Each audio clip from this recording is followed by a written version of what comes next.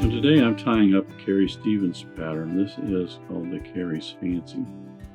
I had a follower of the channel not too long ago reach out and ask about, he saw that I did some other featherwing streamers, Carrie Stevens patterns, and he asked if I would do a Carrie's Fancy at some point.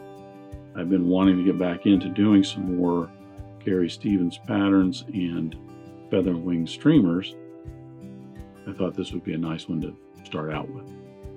So this is the Carrie's Fancy. It's a very typical streamer pattern, the featherwing, rangeley patterns that are out there. It's very typical. The pieces and parts on this, the body itself and the tag is a little bit not as typical, let's put it that way. A little bit different style, but there are many patterns that are very similar to this. She was very famous for all of the different featherwings streamers that she did tie, and I'll discuss a little bit of that in the video, as well as how the wings are set up and made and how the fly is all constructed. So that is the Carrie's Fancy, and I will go ahead and get started.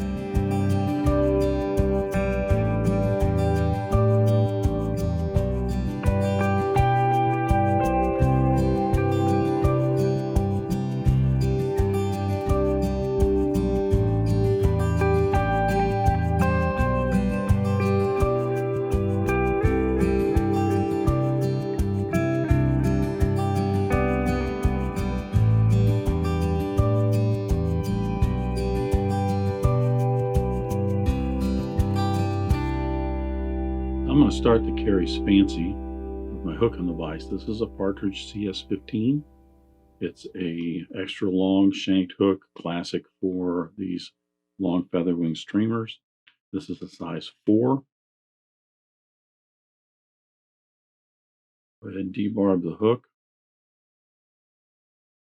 Now a lot of your streamer patterns like this and the Carrie Stevens streamers will have a tail on them, and they'll have a tip way down here, just either right in front of the point of the hook or right over it. The Carrie's Fancy doesn't have a tail.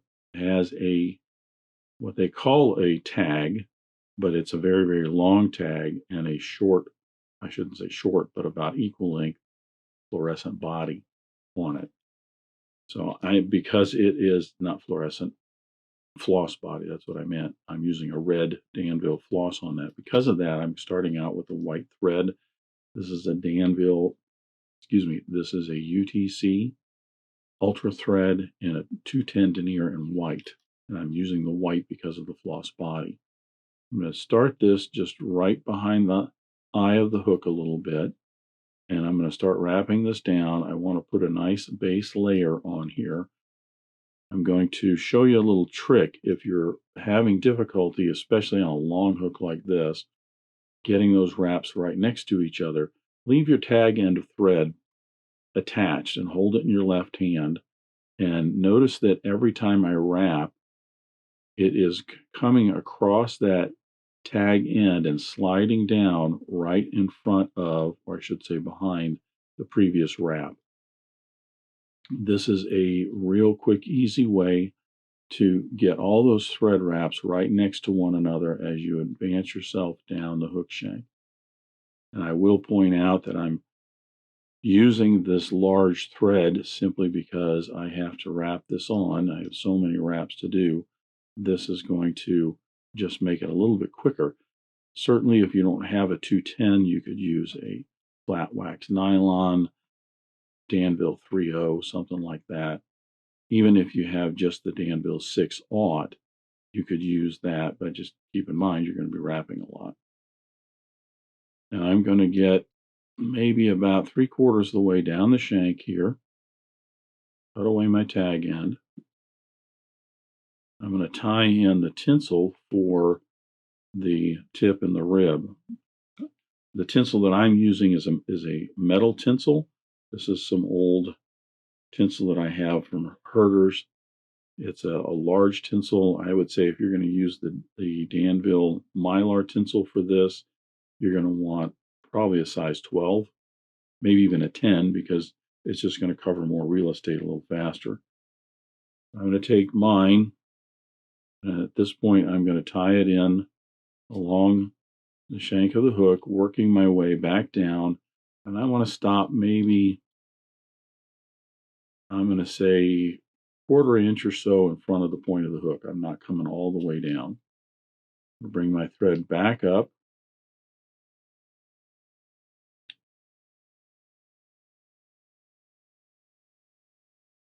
Try and keep those wraps right in front of each other.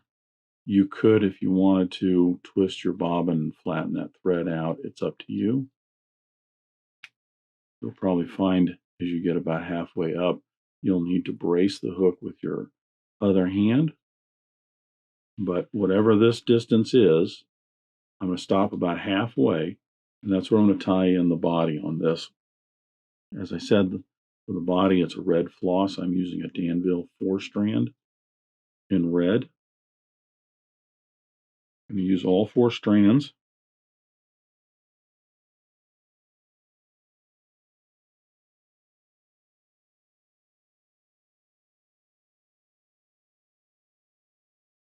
I'm going to tie this in, and I want those strands to just overlap about where I started the wrapping the thread in. I want them to go that far up. And then keep wrapping along the hook shank, binding that in. Make certain that it's not twisting around the hook shank.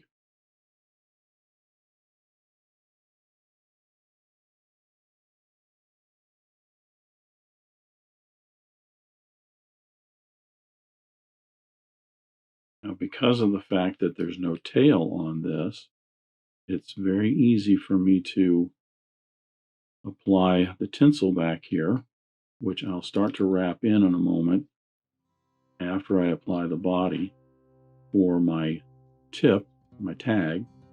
And then as soon as I get up to the end of the body, I just open those wraps up to make the rib.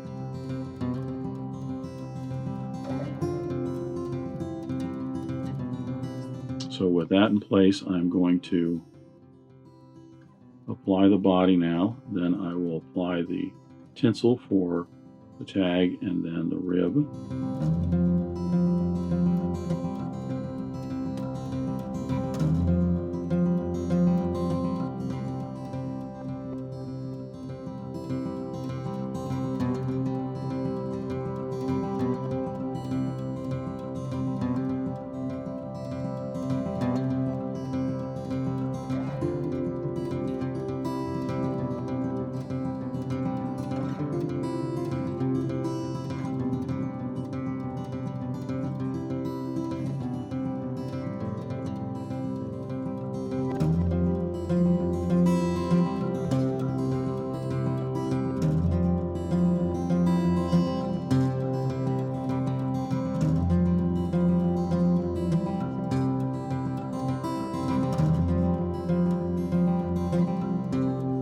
Metal tinsel is nice because, unlike the Mylar, if you are wrapping it in and you let go of it or you lose control of it or something, it won't unravel on you. There are some tricks to it though, because as I go ahead and fold this over, you notice I've got a little bump here. Take your fingernail or the edge of your scissors, just kind of push that down. It'll crease that metal just a little bit and make it a little bit smoother. It won't be sticking up.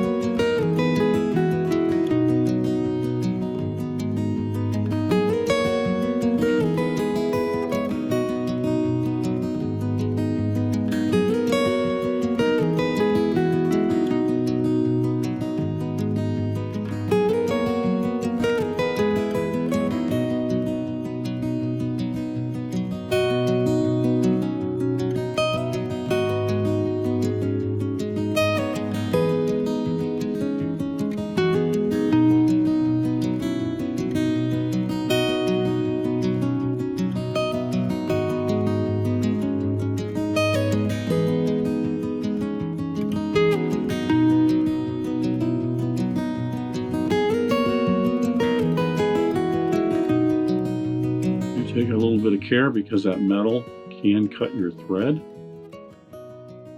When you secure that metal tinsel in up front here, you want to, similar to wire, you want to just rock that back and forth, bend it back and forth to fatigue that instead of trying to cut it. The other thing is, you'll notice I've got about 5 to 6 wraps of that tinsel as the rib. The number of wraps that you have isn't as important as having them nice and evenly spaced. So because this body is, if this were a full body, it's usually anywhere from 10 to 12 wraps. So being 6, that's about half. That's about right.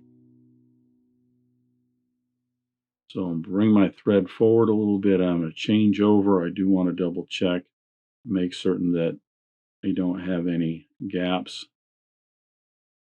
I'm going to change over to my black thread. I'm using a Danville 6/0 in black. Finish the fly off. A little wax on my thread.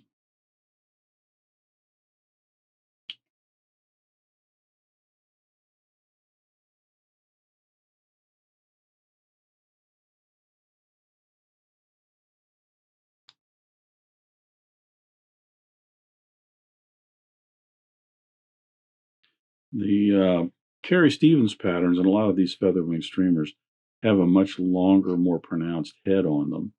So don't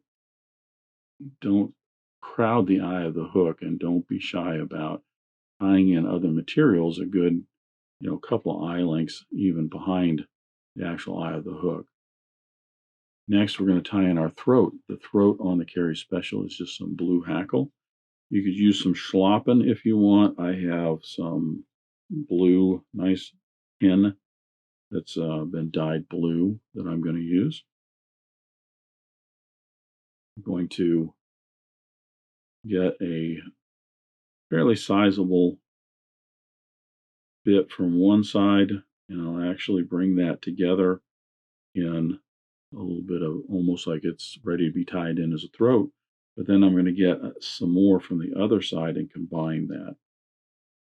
If you have Schlappen, some nice full Schlappen would also work really well with this. But even some Rooster, if you have strong Rooster or something like that, you could use that. So I get both of those clumps together. I only need these to go back down maybe about halfway down the length of the body. I bring those up underneath, wrap those in, and trim away the excess. There is an underwing on the Carrie's Fancy, and it is made out of Peacock Herl. Strung Herl is very good for these kinds of flies because the Peacock Herl that you put in for your underwings or your bellies or whatever on these types of flies, they don't have to be perfect. So if it's strung Herl and the tips aren't nice and tapered, or they're a little battered or something, they still work really well. Now, I just happen to have some peacock feathers sitting on my desk. I'm going to go ahead and strip off about 5 or 6 of these and tie these in. I like to get them all oriented more or less the same direction. In other words, if there is a curve to them, like I have in this here, I do have a bit of a curve. I like to get those all in the same direction. I just think initially it looks nice, so that when I tie these in, I want them to go maybe not even a quarter of a shank length behind the bend of the hook. And that curve will all kind of maybe curve downward, outward, however you have those set up. Understanding that's all going to get in the water, it's going to get fluttered and everything else, and so that's not really going to be that important. I'm going to secure that in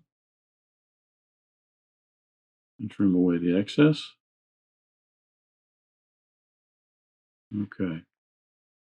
Now onto the wing, and the wing with the feather wing streamers are always kind of, I want to say complicated, but they're involved. However, for this particular fly, I'm eliminating some of that involvement for the tying video by prepping them ahead of time. What I've done here, the wing is basically made out of pink rooster neck. It has a shoulder of gray mallard as well as the jungle cock eye on that. What I've done, which typically Carrie Stevens would actually do, is I've prepped these ahead of time using some rubber cement. I basically have plucked these and measured them the length I want, got them matched up.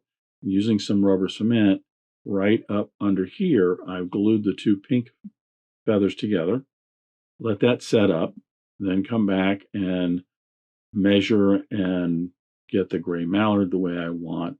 A little bit more head cement right in there. I glue that down. And then once that sets up for a little bit, then I get the jungle cock out. I measure that, get that in place, a little bit of head cement along the rachis. You can even see on this side here, the jungle cock just goes right along that rachis. It all stays nice in line with the stem of that feather. But then I secure the jungle cock in.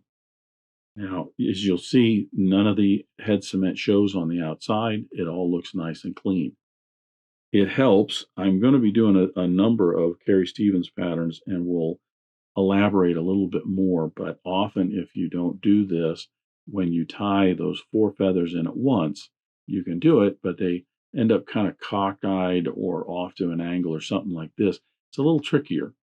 This is a way of eliminating that and making the whole process a little bit easier. So I'm not elaborating on it in this video, but there will be others that I will. For now, since I have them both done, what I'm going to do is I'm going to hold up, I'm going to trim most of the ends of this away right here. Hold this up. I want this to go right on the side of the fly of the hook. That underwing will just sit right down in the middle of it. And I'm going to position that and see where I'm going to wrap that in. Where my thread's hanging, I want it just right at the base of all those feathers together. So I need to trim a little bit more off of, move the thread back a little bit. Remember, like I said, the heads are a little bit longer on these. I'm going to trim just a little bit more off. I don't have to worry about trimming too much off really because they're all glued together.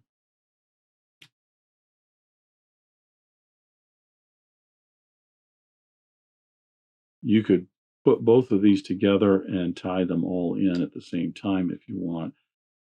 I find it is much easier doing it this way simply because you really want the whole wing to be on the side of the hook. If I were to put these together and bring it down, a lot of these would be more on top of the hook than onto the side of the hook. So I get that one tied in. Now I can match up the other one over here on this side. Once I have that matched up, I can see where my length is. Cut that off. Holding that in place, I get a few wraps to secure that and make certain that it is right where I want it.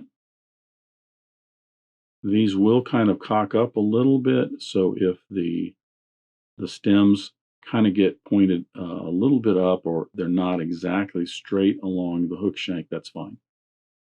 Mostly what I want is the hackles and the shoulder to also extend down into the belly region down here. But with all of those matched up, I find that the Peacock Herl on the underwing kind of has a life of its own. It's going to go wherever it wants to go underneath there, which it will when it's swimming in the water as well. So I don't worry about it here. Now I want to come down to behind the eye of the hook and start to make the head of the fly.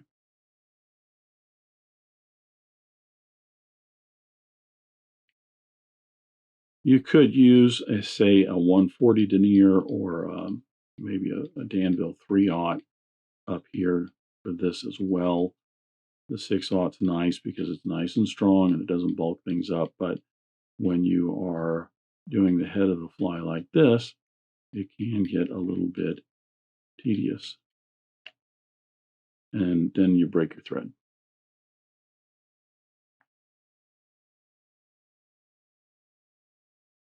The thread broke mostly because of too many twists. Every time you wrap that around as a right-handed tire, every time I wrap that around, I'm putting in a clockwise twist, half a clockwise twist. So you keep wrapping and wrapping, and very soon you've twisted the thread so much that it will just pop. No big deal. Rethread our bobbin, reattach.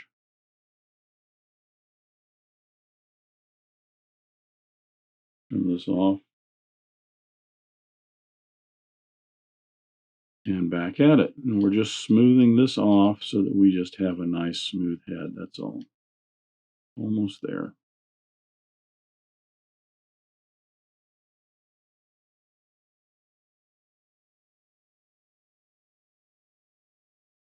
This is about the length of a lot of the streamer patterns like this in terms of the head. It usually is a little bit more pronounced. It's a baitfish pattern. A lot of these were popularized as smelt patterns. I'm going to flatten out my thread, and I'll get about a 8 or 10 turn whip finish in here, kind of smoothing that off a little bit.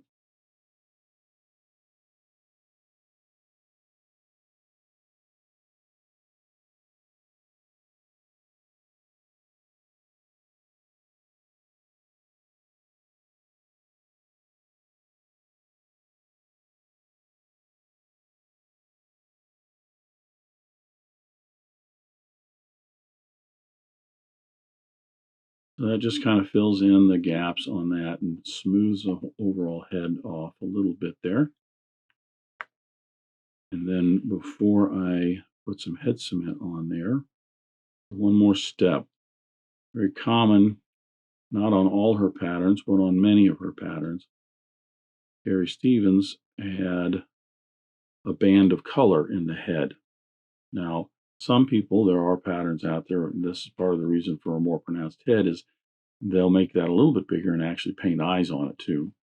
But typically, she had either a red or orange band right in the middle of the head. I'm using a Danville 6/0 in red, and it's not wide. If you look at the length of the head, the band on it in the middle usually is about a third of the overall length of the head. So I'll get a half dozen wraps on here to secure that thread. Trim that away. You just have to be a little careful with the placement here because you don't want this to get too wide, but we do want to also have enough wraps in here so that we have the color that's black underneath it. And that's part of the problem is that if we just put a few wraps of the red, it will darken up.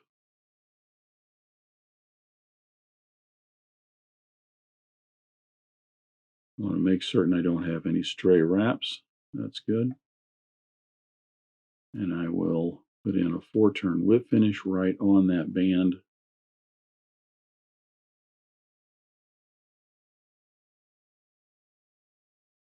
To finish that off.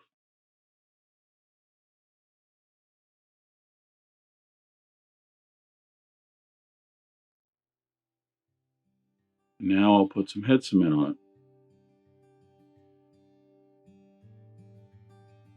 Now she used a varnish on hers to finish them off and secure that thread. That usually left them with a little bit of a shine to it, but it wasn't a really, really smooth shine to it. So you could actually leave it just right where it is right now, and that would be fine. You could go fish it and it would do just fine. I'm going to come back and put on a couple coats of hard as hull here to give it a little bit more gloss to it. You don't have to do that. I'm not going to use a black lacquer because I don't want to cover up the red band. Like I said, you could just leave it the way it is, but I'm going to put the hard as hull on there just to give it a little bit more gloss.